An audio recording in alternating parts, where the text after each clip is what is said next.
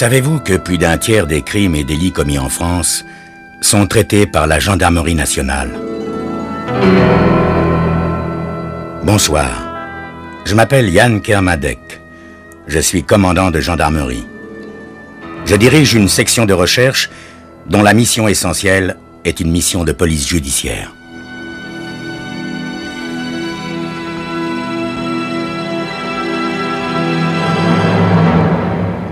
L'histoire que je vais vous raconter est une histoire vraie. Tous les faits sont réels et se sont déroulés en France. Seuls les noms des personnes et des lieux ont été changés. Ce soir, meurtre par procuration. Nous étions le 15 avril. Après un hiver long, triste et froid, le printemps ne nous avait pas encore fait signe. Il pleuvait depuis plusieurs jours et le sol était détrempé. Le jeune homme qui gambadait dans la forêt de la Garenne était soit courageux, soit inconscient, comme ces citadins qui font leur jogging par n'importe quel temps, persuadés de garder la forme en pataugeant gaiement dans les flaques d'eau, alors que c'est bien souvent la pneumonie qui les guette. Le jeune cadre dynamique courait donc en pleine forêt, enjambant les branches d'arbres que le vent avait fait tomber et éclaboussant son jogging tout neuf avec la boue du sentier. Tout à coup, alors qu'il avait pris son élan pour franchir un obstacle plus haut que les autres, près d'une pile de bois coupée, il vit une tache de couleur qui, dans ce coin de nature, paraissait tout à fait incongrue. Un rouge, plus rouge que le manteau du Père Noël. Le jeune homme, freiné dans sa course, manqua l'obstacle et s'étala de tout son long au milieu des branches, des brindilles et des feuilles humides. Péniblement, en jurant, il se releva et s'aperçut que la tache de couleur rouge qui avait attiré son attention n'était autre qu'une veste de femme. Il s'approcha encore et découvrit avec horreur que le vêtement recouvrait un corps gisant dans la boue, le corps d'une femme égorgée. Les gendarmes de la brigade territoriale de Brielle, alertés par le promeneur, arrivent sur les lieux du drame et demandent aussitôt le concours de ma section de recherche. Sur ordre du commandant de compagnie, je me rends donc à mon tour à l'endroit où l'on a découvert le corps de la femme assassinée. Le procureur de la République est là, lui aussi. La victime est une jeune femme. Elle semble avoir une trentaine d'années. Elle présente une plaie béante à la gorge. Il ne fait aucun doute qu'elle a été exécutée. Pour l'instant, elle ne peut pas être identifiée. Il est 18 heures.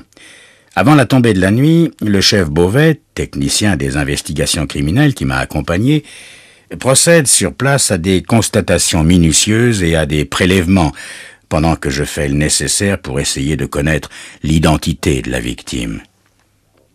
J'apprends qu'une jeune femme disparue, depuis le 13 avril, fait l'objet d'une demande de recherche dans l'intérêt des familles. Il se pourrait fort bien que notre inconnu et cette jeune femme ne fassent qu'une seule et même personne. Rapidement, la victime est identifiée comme étant Geneviève Gobin, précisément la jeune femme disparue. Son compagnon, Bernard Dupuc, qui avait lancé la recherche dans l'intérêt des familles, la reconnaît formellement. C'est avec lui que nous devons tenter de reconstituer l'emploi du temps de la victime. Bernard Dupuc est un homme de 38 ans, grand, à la carrure impressionnante, au visage carré, au menton volontaire. Malgré son chagrin, il fait de son mieux pour m'aider. Juste avant sa disparition, Geneviève avait rendu visite à son amie Christine, chez qui j'étais allé la rejoindre. Et on est parti de chez Christine vers 5 heures du soir. Avec ma voiture, on a pris la route en direction de Chaumont. Sur le chemin, on s'est un peu disputé. Vous savez, mon commandant, Geneviève, elle était très jalouse et elle m'a fait une scène. Elle était vraiment furieuse contre moi et brusquement, alors que la voiture était arrêtée à un feu rouge, elle est descendue et elle est partie en courant. Moi, le temps de me garer, je l'avais perdu de vue, forcément. Alors, je l'ai cherché dans les rues de Chaumont pendant 1 heure, mais je l'ai pas retrouvée. Je l'ai jamais revue. Et 2 jours plus tard, inquiet de pas la voir revenir, d'être sans nouvelles, quoi, je suis allé à la gendarmerie pour demander une recherche dans l'intérêt des familles, quoi. Et voilà le résultat. Monsieur Dupuc Vous me dites que votre amie était jalouse. Avait-elle des raisons de l'être? Mais non, mon commandant. Dans la voiture, elle m'a fait une scène parce qu'elle trouvait que j'étais trop gentil que sa copine Christine. Mais moi, j'avais rien à me reprocher, n'est-ce pas? Geneviève, elle était maladivement jalouse. C'est tout. Monsieur Dupuc, après avoir cherché mademoiselle Gobin dans les rues de Chaumont, qu'est-ce que vous avez fait? Hein? Ben, j'ai repris ma voiture et puis je suis rentré chez moi, quoi. Je me disais qu'elle reviendrait peut-être bien ou qu'elle me téléphonerait, quoi. Oui, monsieur Dupuc, est-ce que, en rentrant chez vous, vous êtes passé par la forêt de la Garenne? Hein? Ben non, pourquoi que j'y serais passé? Non, je suis rentré directement chez moi. Je vous remercie, monsieur Dupuc. Les prélèvements de terre en surface et en profondeur, faits par le chef Beauvais dans la forêt, à l'endroit même où l'on a trouvé le cadavre de Geneviève Gobin, lui ont permis de détecter des traces d'épanchement et d'infiltration de sang. Le lieu exact et précis du crime a donc ainsi été déterminé. Pas très loin de l'endroit où a été découvert le corps de la victime, le chef Beauvais a effectué d'autres prélèvements de terre et il a pris des photos. Il a ainsi relevé des empreintes très intéressantes de pneus de voiture. Peut-être ces traces appartiennent-elles au véhicule de l'assassin. Les gendarmes que j'ai envoyés dans la forêt pour enquêter sur les lieux du crime et essayer de trouver des témoins ont interrogé tous les promeneurs et tous les coureurs à pied et à vélo qu'ils ont pu rencontrer. L'un d'eux, un vieux sportif qui vient tous les jours faire quelques kilomètres dans la forêt, a vu, près de l'endroit où a été découvert le corps de la malheureuse jeune femme, une voiture qui allait puis qui revenait sur le chemin défoncé où peu de véhicules se seraient risqués. Je demande donc à entendre ce témoin qui se présente à mon bureau dans les plus brefs délais. Mon commandant, je m'appelle Georges Salmonet, j'ai 72 ans. J'ai fait du sport toute ma vie et c'est pour ça que je garde la forme, n'est-ce pas? Tous les jours, à la même heure, vous êtes sûr de me trouver dans la forêt en train de me dérouiller les jambes. Et c'est rare que je rencontre du monde, quelques sportifs comme moi, quelques promeneurs de chiens, mais c'est tout, jamais de voiture. Ce chemin est trop défoncé, n'est-ce pas? C'est pour ça que j'ai remarqué la voiture que j'ai vue passer samedi. Ah, et quelle heure était-il, monsieur Salmonet? Écoutez, mon commandant, je pars de chez moi chaque jour vers 17h30, voyez, après la sieste. Comme ma maison se trouve à la lisière de la forêt, il me faut 15 minutes pour arriver jusqu'à l'endroit où on a découvert la pauvre jeune femme. Il devait être environ entre 18h et 18h30, n'est-ce pas? Monsieur Salmonet, pouvez-vous me décrire la voiture que vous avez vue? Ah, alors là, vous pouvez dire que vous avez de la chance, mon commandant. Les voitures, vous voyez, c'est mon truc. J'étais chef d'atelier dans un garage autrefois. Alors, quand je vois une bagnole, ça, je peux dire tout de suite la marque et tout ça, n'est-ce pas? Donc, mon commandant, c'était une Talbot Samba blanche. Affirmatif. Avez-vous vu les occupants de la voiture, monsieur Salmonet? Il m'a semblé voir deux hommes, mais j'en suis pas très sûr, n'est-ce pas? Les jambes vont bien, mais c'est les yeux, n'est-ce pas? Ils vont plus très bien. Mais pour la voiture, je suis sûr qu'il s'agit d'une Talbot Samba blanche, mon commandant. Je vous remercie, monsieur Salmonet. Avant de demander la liste de tous les propriétaires de Talbot Samba blanche du département, je continuais d'enquêter en demandant qu'on vérifie si la voiture de Bernard Dupuc, le compagnon de la victime, n'était pas, par hasard, celle qu'avait vue le témoin. Mais il n'en était rien. Bernard Dupuc, quant à lui, possédait une 205 GTI rouge, une voiture très voyante. Il était donc impossible de la confondre avec une Talbot Samba blanche. Le 16 avril au matin, je me rends au domicile de Christine Vinant, l'amie de Geneviève Gobin. Christine Vinant est une jeune femme sympathique, assez jolie, qui connaît Geneviève Gobin depuis sa plus tendre enfance. C'était vraiment son amie intime. Christine Vinant est profondément bouleversée et ne comprend pas ce qui a pu se passer. Elle me confirme que Geneviève est bien venue la voir le samedi 13. Elles ont déjeuné ensemble, puis Bernard Dupuc est venu chercher sa compagne.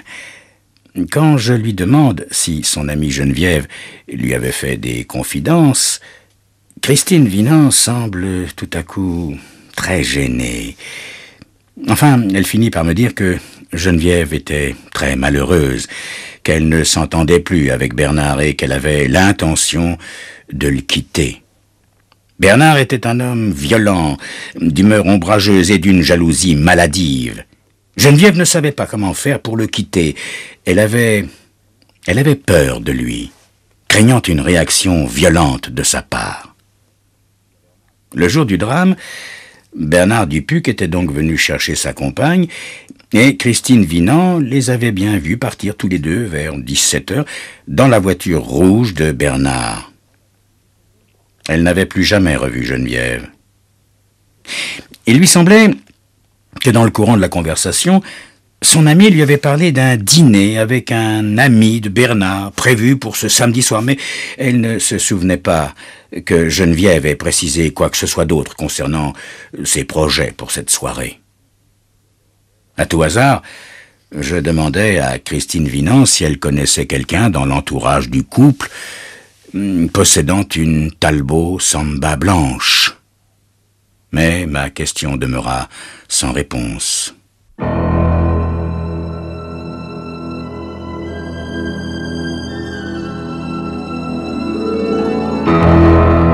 Geneviève Gobin s'était-elle enfuie de la voiture de Bernard Dupuc, comme celui-ci le prétendait?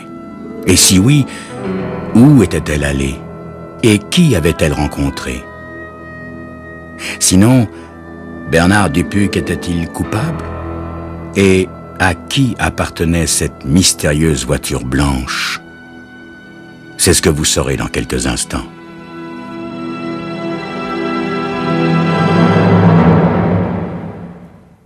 Je voulais revoir Bernard Dupuc parce qu'il m'avait menti au moins sur un point. Je le convoquai donc dans mon bureau.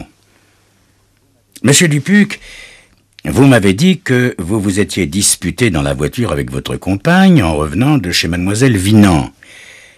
Geneviève vous avait fait, m'avez-vous dit, une scène de jalousie. En êtes-vous bien sûr, monsieur Dupuc? N'est-ce pas plutôt vous qui étiez possessif et coléreux? » La réponse de Bernard Dupuc me sidère. « Et c'est pour ça que vous me convoquez, mon commandant? Oh, mais moi je croyais que vous aviez trouvé le coupable. Mais j'ai du travail, moi, en ce moment, je vous assure que j'ai pas de temps à perdre, mon commandant. Monsieur Dupuc, si vous le préférez, je vous mets en garde à vue. Pour l'instant, vous êtes mon principal témoin, ne l'oubliez pas. Si je vous garde ici, je pourrai au moins vous poser toutes les questions que je voudrais quand je voudrais. Qu'en dites-vous? Bien, alors reprenons. C'est bien vous, n'est-ce pas, qui aviez fait une scène de jalousie à mademoiselle Gobin et non pas l'inverse? Ben oui, là, c'est moi. Alors pourquoi m'avez-vous dit le contraire, monsieur Dupuc? Eh bien, je sais pas, moi, par fierté, je suis un homme, quoi. De toute façon, ça la fera parvenir, n'est-ce pas? Hélas, non, monsieur Dupuc. Maintenant, dites-moi, une fois que mademoiselle Gobin a quitté votre voiture, qu'est-ce que vous avez fait? Eh bien, je vous l'ai déjà dit, mon commandant, je l'ai cherché, puis je suis rentré à la maison où que je l'ai attendu. Vous êtes rentré avec votre 205 GTI rouge? Eh ben oui, avec quoi voulez-vous que je rentre? J'ai pas d'autre voiture, moi. Monsieur Dupuc, ne deviez-vous pas, ce samedi soir, dîner avec un de vos amis? Ah, vous savez ça aussi. Oui, eh ben, bien sûr qu'on devait dîner, mais étant donné les circonstances, j'y suis pas allé, forcément, n'est-ce pas? Pouvez-vous me donner le nom de cet ami? Hein? Le nom? Ben, oui, ben, c'est François Azra. Son adresse? Ah, je sais plus, moi. Ce n'est pas grave, monsieur Dupuc. Je la trouverai, cette adresse. Je vous remercie. Je vous prierai de ne pas quitter la ville. Une fois Bernard Dupuc parti, je me mets en devoir de trouver l'adresse de cet ami et je décide de lui rendre visite. Accompagné de 2 de mes hommes, je me rends au domicile de François Azra, qui, par bonheur, se trouve chez lui. Il est, hélas, chômeur et n'a donc pas, pour l'instant, d'activité. L'appartement dans lequel nous pénétrons est triste, sombre et en désordre. François Azra semble mal à l'aise. Quand je lui demande ce qu'il a fait samedi soir, il devient blanc comme un linge. Cependant, il me parle volontiers de son ami Bernard Dupuc, qu'il connaît depuis le service militaire. Il confirme avoir eu rendez-vous samedi soir avec Bernard et Geneviève pour aller dîner en ville. Mais ils sont pas venus, mon commandant. Par la suite, j'ai compris pourquoi, n'est-ce pas? C'est malheureux tout de même, hein? Geneviève aurait dû rester dans la voiture avec Bernard. Ça lui aurait évité de rencontrer son assassin. Mais c'était sans doute son destin, pas vrai, mon commandant? Vous avez une voiture, monsieur Azra? Oui, j'ai une voiture. Pourquoi? Et qu'est-ce que c'est comme voiture? Hein? C'est une Simca. Une Simca? Oui, c'est une Simca. Quelle couleur, monsieur Azra? Mais elle est blanche. Monsieur Azra, voulez-vous avoir l'amabilité de me montrer votre Simca blanche? François Azra me semble de plus en plus mal à l'aise. Nous sortons de chez lui et, dans la rue, à quelques mètres de son immeuble, il n'a pas besoin de me montrer sa voiture. Je la vois. Elle me crève les yeux. Une Talbot Samba blanche. Immédiatement, nous emmenons François Azra, qui s'est mis à trembler comme une feuille. Arrivé dans mon bureau, je commence l'interrogatoire. Monsieur Azra, vous avez assassiné Geneviève Gobin, n'est-ce pas? Non. Ah non, c'est pas moi, ça. Je vous jure, c'est pas moi, hein, monsieur Azra. Des témoins ont vu votre voiture sur le chemin où a été retrouvé le corps de Geneviève Gobin. Ils vous reconnaîtront, n'en doutez pas. Mais écoutez, mon commandant, tout ça, c'est pas ma faute, n'est-ce pas? C'est pas ma faute. Moi, je vous n'ai pas. Mais je suis au chômage, vous comprenez? J'ai plus un sou. Alors on m'a proposé de l'argent pour la tuer. Qui? Qui vous a payé pour tuer Geneviève Gobin, monsieur Azra? C'est votre ami Bernard Dupuc, n'est-ce pas? C'est lui? Oui, mon commandant, c'est lui. Il était fou de jalousie, vous comprenez? Geneviève allait le quitter. Alors, il s'est mis à la détester, vous voyez? Mais plutôt que de la laisser partir avec un autre, il a voulu qu'elle meure. Mais il avait peur de pas pouvoir aller jusqu'au bout. Alors, il m'a demandé de la tuer à sa place. Vous comprenez? Et c'est pour ça qu'il m'a donné 30 000 francs. Dans la situation où je me trouvais, je pouvais pas refuser, vous comprenez, mon commandant? Non, monsieur Azra, je vous avoue, je ne comprends pas. Mais racontez-moi comment vous avez tué Geneviève Gobin. Ah bon, il faut que je vous raconte. Voilà. Samedi après-midi, en sortant de chez Christine, n'est-ce pas, Bernard et Geneviève, ils sont venus me chercher comme convenu, n'est-ce pas? Arrivé chez moi, Bernard, il a prétexté un coup de fatigue. Alors, j'ai proposé qu'on prenne ma voiture pour aller dîner tous les trois en ville, n'est-ce pas? Et on a pris le chemin de la forêt. Parce que Geneviève, elle s'est pas inquiétée forcément. Elle avait confiance en moi, oui. Je lui ai dit que j'avais envie de faire un détour par la forêt, que ça nous détendrait. Et, de toute manière, il était 6 heures du soir. On avait le temps de faire une petite balade avant le dîner, vous voyez. Alors on s'est donc arrêté dans un endroit désert et pendant que Bernard il faisait le guet, j'ai égorgé Geneviève avec le couteau que j'avais caché dans mon blouson, n'est-ce pas? Tout a été très vite, elle n'a pas souffert, ça. Alors, j'ai laissé Geneviève par terre et puis nous, on s'est enfuis. Il faut vous dire, mon commandant, que pour me donner du courage, avant de partir de chez moi, j'avais bu un bon coup, vous voyez, un bon coup de whisky, parce que j'ai pas réfléchi, c'est pas. Mais une fois rentré chez moi, quand Bernard a récupéré sa voiture et que je me suis retrouvé tout seul, je me suis dit qu'on n'aurait pas dû laisser le corps comme ça, qui risquait d'être vite découvert, n'est-ce pas? Alors, je suis retourné dans la forêt pour essayer de retrouver le cadavre de Geneviève que je voulais jeter dans les marais, ou que personne l'aurait jamais. J'ai cherché, mais j'ai pas retrouvé l'endroit où on avait fait ça. Alors, je suis rentré chez moi, voilà. Et je vous ai tout dit, mon commandant. J'ai tout dit. Les gendarmes qui étaient allés perquisitionner chez François Azra avaient retrouvé l'arme du crime. Un couteau de boucher. Ainsi, pour 30 000 francs, François Azra, qui, de toute évidence, ne jouissait pas de toutes ses facultés mentales, pour 30 000 francs, François Azra avait tué Geneviève Gobin. Appréhendé à son domicile, Bernard Dupuc, qui avait commandité le crime, reconnaît les faits et avoue avoir organisé le meurtre de sa compagne. François Azra et Bernard Dupuc furent condamnés à 20 ans de réclusion criminelle. Pendant le procès, Azra expliqua qu'il risquait d'être expulsé de son appartement et qu'avec les 30 000 francs, il comptait payer ses loyers en retard. De ce côté-là, il n'avait plus de soucis à se faire, n'est-ce pas?